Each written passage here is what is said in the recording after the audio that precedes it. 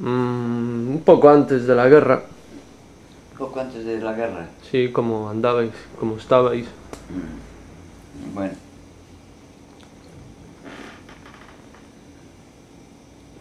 ¿Digo el nombre o digo mi padre? Sí, sí, como tú quieras. Voy a decir las dos cosas.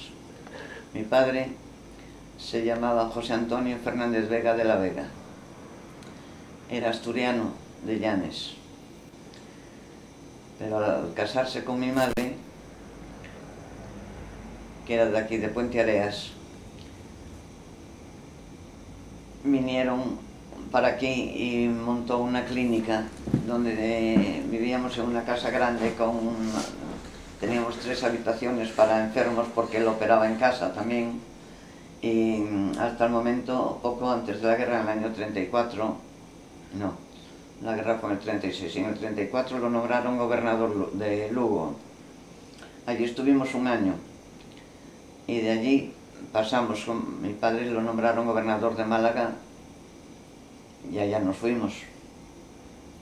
Vivíamos todos en la casa donde tenía las oficinas del gobierno civil, y ya dije, ¿no?, que mi padre era el gobernador civil. Sí, sí. Y allí nos cogió la famosa guerra civil. Pasamos unos bombardeos espantosos.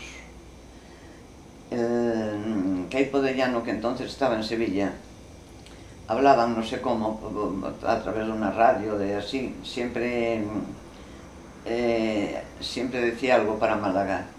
Y entre los insultos y las cosas de sus ideas que donde metía a mi padre, siempre terminaba diciendo: me estoy bebiendo un vaso de vino, mañana a primera hora de la mañana mandaré los bocadillos a Málaga. Así nos despertábamos todas las mañanas, unos bombardeos espantosos. Recuerdo que dormíamos con mosquiteros, porque delante del gobierno civil había un paseo de palmeras y había muchísimos mosquitos. Aquellos mosquiteros, cuando empezaron los bombardeos, aunque hable para otro lado, yo Sí, da igual para donde hables. Pues el primer aviso no daba tiempo ni que tocara la sirena. El primer aviso era el primer bombazo. Salíamos de la cama tan aprisa y tan asustadas que todos los días rompíamos los dichosos mosquiteros. No nos daba tiempo ni a levantarlos. Fueron bombardeos horribles y hasta que la cosa se puso más fea, porque Málaga de primer momento estuvo ocupada por los militares franquistas. Papá se hizo fuerte en el gobierno civil con un grupo de guardias de asalto y retomamos Málaga. Pero el Queipo de Llano no nos dejaba vivir con los bombardeos. Entonces papá decidió mandarnos para sacarnos de Málaga. Nos embarcó en un carguero que se llamaba el Cabo Sacratí.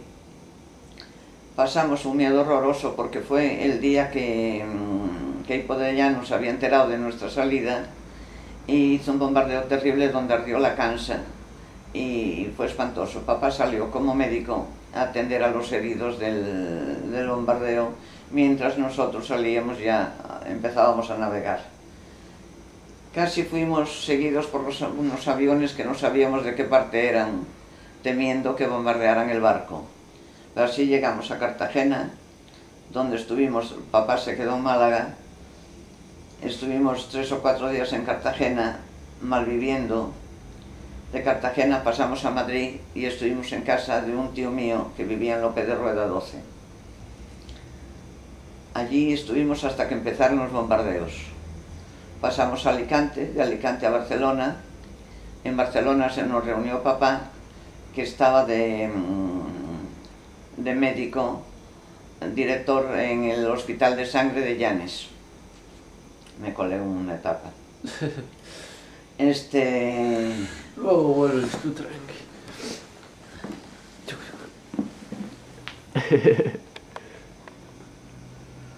¿Sigo? Sí, sí, sí, sí. Ah, bueno, de Cartagena pasamos a Francia. Ya no me acuerdo. Y estábamos en Langlais, un pueblecito a 2 kilómetros aproximadamente de Biarritz.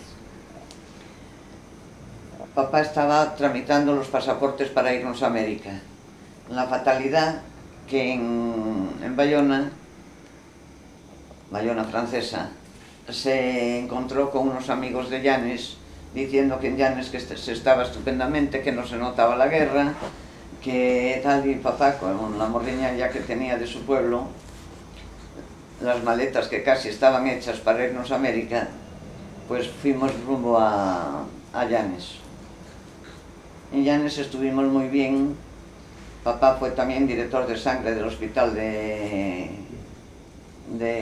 Llanes, y aunque había dificultades para conseguir alimentación, las dos pequeñas de la familia, que era una prima mía, Marisa Fernández Vega, y yo, nos pasábamos mediodía en las colas y otro mediodía buscando por las afueras, en los molinos. Llevábamos unas saquetitas pequeñas de género, donde nos daban un poco de harina en cada molino para hacer caldos y sopas y pan, que se hacía todo en casa. La época después fue más dura, porque lo único que se conseguía eran arenques, latas de 5 kilos de arenques, donde nos ponían a todos los niños a quitarle la espina y ponerlas redonditas para un entrante de comida. Cuando ya la cosa se puso fea en Llanes, fuimos a Santander para embarcar en un torpedero inglés.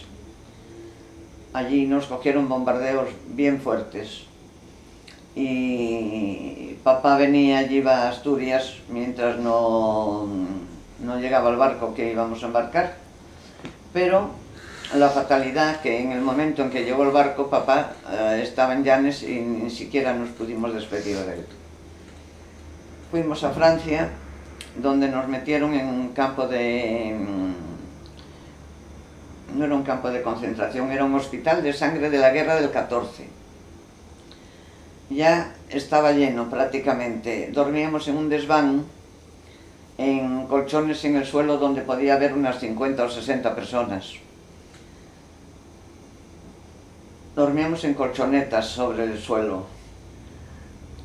Comíamos, que daba terror aquello, porque venían dos muchachos con unas calderetas grandes como las que usan los soldados, y así cucharón en cada plato de cualquier tipo de potaje. Lo que sí había era pan blanco. Y allí estuvimos como 15 días, que ya nos dejaron salir y fuimos a parar a Guetarí, un pueblecito vasco-francés de pescadores. En verano era de un buen turismo de parisino. Estuvimos sin tener noticias de papá como 4 o 5 meses, porque a la toma de Asturias ya no supimos nada de él. Después nos contó que habían salido en un barco pesquero, que habían acolchonado la cabina, porque andaba el Cervera por allí, cerca, que efectivamente fueron ametrallados y le destruyeron el motor, y venían a la costa vasca francesa y aparecieron en el paso Calais a los 15 días. Allí los tuvieron detenidos porque habían dado la orden de que iban cargados de oro, que habían robado, que iba el barco cargado de oro. Y estuvieron en un campo de concentración, él y los demás que iban con ellos, que yo no los conocía, hasta que desguazaron completamente el barco y vieron que era falsa la noticia. De todas formas, también papá se hizo cargo allí de la enfermería. Estuvimos sin saber de él 4 o 5 meses, hasta que pudo dar noticias de dónde estaba y mientras tanto a nosotros nos tramitaron el ingreso en lo que había sido un hotel, se llamaba Itxasoan, que era de refugiados españoles, mujeres y niños la mayoría, y ancianos. Un día, estando mi madre haciéndome las trenzas, llamaron apuradísimamente a la puerta y nos avisaron de que papá que acababa de llegar, que estaba en la estación. Salimos corriendo y efectivamente ahí lo encontramos, que había salido con tanta peripecia, pero llegó felizmente con salud y sin más problema, que sin equipaje, solamente con lo puesto. Después él en broma decía que si algún día podía ponerse un traje de otro color, que no lo íbamos a reconocer, porque era el único que le quedaba, y económicamente allí no se podía hacer otra cosa que resistir. Como comíamos bien, era una playa muy rica, además íbamos a pescar con papá, que traíamos pulpo y traíamos una especie de nécora que allí le llamaban escarra, y muy rica. Casi todos los días de primavera a verano íbamos de pesca con papá. En el año 40 ya las cosas se pusieron feas, se iba a deshacer porque el gobierno vasco ya no podía más económicamente, y entonces la familia nos vinimos para España y papá quedó allí. Él dormía cada noche en un sitio distinto porque sabía que la policía española andaba buscando a los refugiados que habían quedado allí. Y había un grupo de gallegos, Ramón Valenzuela, que era muy conocido, y 4 más, que venían a casa a jugar a las cartas y teníamos mucha amistad. Pues papá quedó allí y un día vino la policía francesa con la española diciendo que traían una carta de mamá para entregar en mano, y se la quisieron recoger porque diciéndole que papá que pasaba por allí de vez en cuando. Y total, que papá, que estaba afeitándose, bajó y lo prendieron. Estuvo en Irún pocos días, después lo trasladaron a Madrid, que estuvo también pocos días, y de un mes aproximadamente, y de allí lo llevaron a Málaga, donde estuvo 2 años y medio.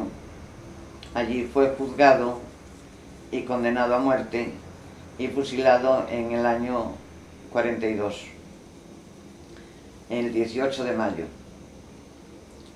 La labor que hizo papá en la cárcel, donde atacó una epidemia de tifus que le llamaban el piojillo verde, porque era muy contagiosa, y en la cárcel prácticamente cayeron enfermos todos los presos.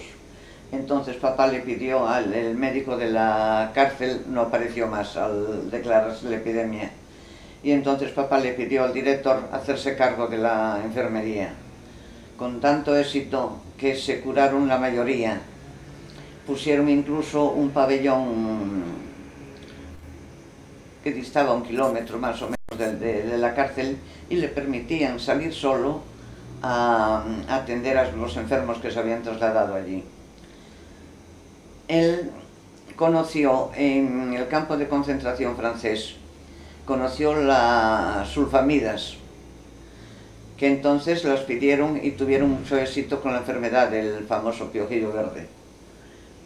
Por ese motivo lo condecoraron con 2 medallas, uno al mérito civil y otro del Colegio de Médicos, que jamás se las llegaron a entregar, porque en el momento que el gobernador estaba separándolas para ir a entregarlas, uno le dijo: pero usted va a entregar estas si es un preso rojo. Y entonces jamás hemos visto esas medallas, que nos gustaría conservarlas, claro, pero no pudo ser. Desde entonces, ya le digo, estuvo 2 años y medio en la cárcel de agosto del 40 al 18 de mayo del 42, que lo fusilaron. No hubo nadie que respondiera por él, porque el obispo de Málaga, que fue papá personalmente a buscarlo donde están al obispado, lo trajo para casa vestido de paisano, y ahí nos interrumpió la vida familiar, porque la única comida que hacíamos toda la familia era al mediodía, y desde el momento que llegó el obispo, a los niños nos retiraron, comíamos aparte, porque comía el obispo con papá y mamá. Así que ahí ya empezó a fastidiarnos. Después, cuando llegó el momento del juicio de papá, una monjita de la cárcel que apreciaba mucho a papá fue a hablar con él, y el obispo le contestó que no tenía nada que decir, que no recordaba quién lo había salvado. Y eso fue lo que declaró en el juicio, que lo habían salvado pero que no recordaba quién.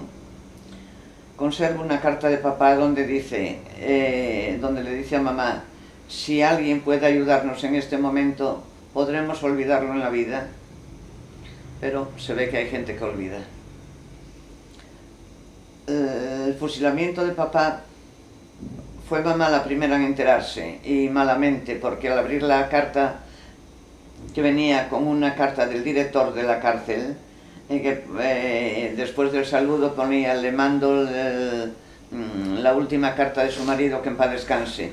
Mamá dio un grito, se desmayó, y así estuvo enferma después muchos meses, que le daban unos ataques de nervios espantosos, y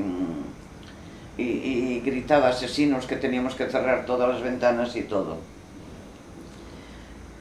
Después se supo que en Puente Areas apareció un capitán médico, porque todo el instrumental médico que tenía papá, que estaba en casa de mi abuela, se presentó un capitán médico a reclamar ese material quirúrgico, y al decirle quién era, preguntó de quién era el material, y entonces le dijeron que era de Fernández Vega. Y dice: ¿cómo Fernández Vega? ¿No será el gobernador de Málaga? Dice: es el mismo canalla, que era un sinvergüenza, que no sé qué. Dice, y él las interrumpió. Eran un grupo de señoritas que entonces pertenecían a Falange, pero le llamaban Margaritas. Y entonces él le dijo: lo siento, no puedo consentir que hablen así delante de mí del señor Fernández Vega, porque a él le debo la vida. Él me sacó de la cárcel, él me embarcó, y gracias a él estoy aquí. Así que quiero que hagan una documentación completa de todo lo que recojo, para el día de mañana que lo reclame él o su familia, les sea entregado íntegramente. Cosa que no sucedió, no nos entregaron más que 2 orinales de cama de hombre y un hervidor pequeño de desinfección. Pues esto es en pequeño estrato lo que les puedo contar, porque la labor que hizo él en Málaga fue impresionante, no solamente porque se hizo fuerte él solo con un grupo de guardias, se hizo fuerte y recuperó Málaga, sino que cuando había algún problema de bombardeo, él iba como médico a atender a los heridos, que fue lo mismo que pasó en la cárcel con lo del piojillo verde. Y de todo eso no hemos recibido ni la menor gratitud por parte de nadie. En Puente Areas aún se le recuerda como un gran médico, porque en realidad lo era un gran cirujano y era un médico con lo que llamaban entonces ojo clínico impresionante, aparte de su humanidad, porque gente que no podía pagar no cobraba nada, le dejaba medicamentos debajo de la almohada y algún dinero si lo llevaba encima. Y conjunto, tengo que decir que fue todo una bellísima persona, un hombre que aunque decían que era ateo, no era cierto. Él se crió entre sacerdotes, puesto que tenía 3 tíos sacerdotes, sabía toda la misa en latín, recordaba muchísimas ceremonias religiosas. En Semana Santa nos explicaba cómo era la cosa, cuando mi madre era muy rezadora, jamás nos prohibió asistir a nuestras primeras comuniones y respetó las creencias hasta último momento, tal cual dice en su última carta, que mandaron un sacerdote para que se confesara y él se negó. Y dice que un Cristo que le había mandado mamá, que se arrodilló delante del Cristo y que habló con él como con un amigo, puesto que no había hecho nada malo y que siempre creyó en él y confió en él, y que en sus manos dejaba a su mujer y a sus hijos. Esa fue su última carta, y aún hoy hemos visitado en una ocasión, hace pocos años, el cementerio San Rafael de Málaga, donde son 200 personas las que están en esa misma fosa, en una fosa común. Hablan de reclamar el cuerpo ahora que se puede, pero no pensamos hacerlo, porque si está entre compañeros está bien, y suponemos que en el cielo también. Pasamos muchas humillaciones. A mis hermanos no les permitieron estudiar porque los obligaban a apuntarse al SEU, que pertenecía a Falange, y mamá consideró que, habiendo sido fusilado el padre por falangistas, que no podía mandar a sus hijos a nada que le enseñaran ellos.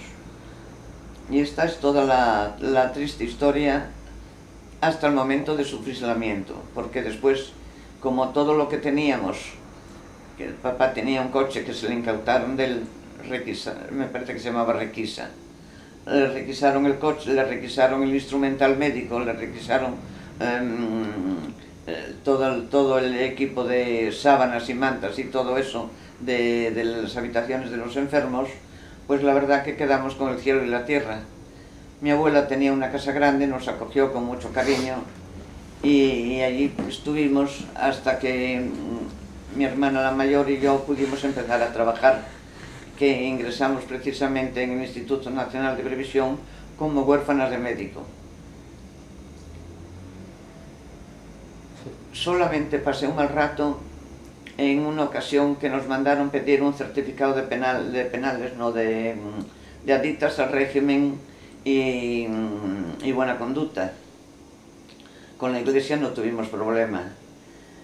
Y cuando me presenté en la Guardia Civil a pedirlo, y al dar el nombre, el señor que estaba en la máquina cubriendo la hoja que tenía que presentar, le sonó el nombre, dice Fernández Vega. Fernández, dice, ¿no será usted pariente del gobernador de Málaga? Creí desmayarme de miedo, me temblaban las piernas como... Y dice, pues soy su hija. Y dice, vaya, pues sí, ¿y usted cree que le puedo dar un certificado de adicto al régimen si su padre fue fusilado? Y dice, bueno, es lo que me piden para poder trabajar. Como las circunstancias no nos favorecen nada, puesto que todo lo que teníamos nos lo llevaron, necesito trabajar y me exigen ese certificado. Yo le agradecería que me lo diera. El señor no me contestó, se sentó a la máquina, escribió el certificado, me lo entregó. Tuve que hacer esfuerzos para no abrazarlo. Le di las gracias y salí llorando de allí como si me hubieran apaleado, que no era así. Lloraba de puro agradecimiento. Aquí fuimos saliendo poco a poco. Mi madre con mis hermanos quedaron en Puenteareas porque lo que ganábamos era 333 cada una y no nos daba mucho para vivir los 7 que éramos.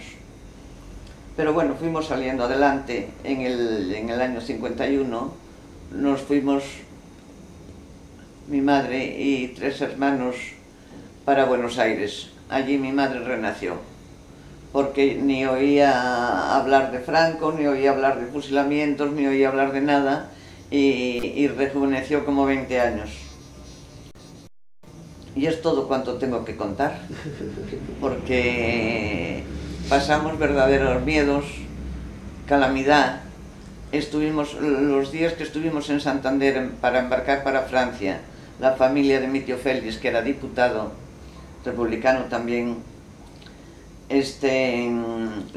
los más pequeños que teníamos, mi hermana que tenía 7 u 8 meses y una primita de la misma edad, le daban de racionamiento la leche condensada, que los mayorcitos, que no éramos tantos, tan mayores, tratábamos de chupar de aquella lata lo que podíamos. Y cuando iban a preparar los biberones, dice, esta lata que acabo de abrirla parece que está vacía. Se asombraba tanto mi madre como la tía, y nosotros nos reíamos y ellas entendían entonces por qué las latas estaban medias vacías. Pues así pasamos en Asturias. También había racionamiento y estaba en calma de momento. Mi padre también fue allí el director del hospital de sangre. Traía todos los días para casa una bolla de pan y tomamos, lo que comimos allí eran las sardinas en salmuera, ¿cómo se llaman?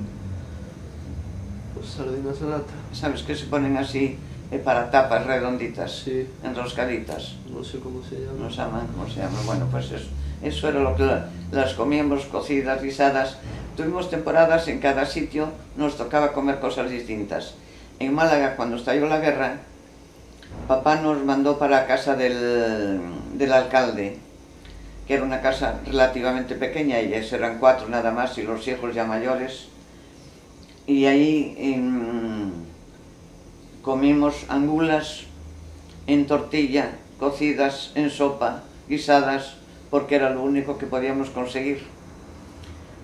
Después en Llanes eran las anchoas, que también se ponían pues lo más variadas que podían, pero era el plato fuerte, y harina cocida también. Y ya cuando nos vinimos para España, vi por primera vez a mi padre con una gorra. Él nos acompañó hasta San Juan de Luz, con una gorra en la mano, él en la estación, mientras nosotros ya estábamos en el tren dándole vueltas a aquella y conteniendo las lágrimas que le caían por las mejillas sin poder remediarlo. Fue días muy tristes, muy duros.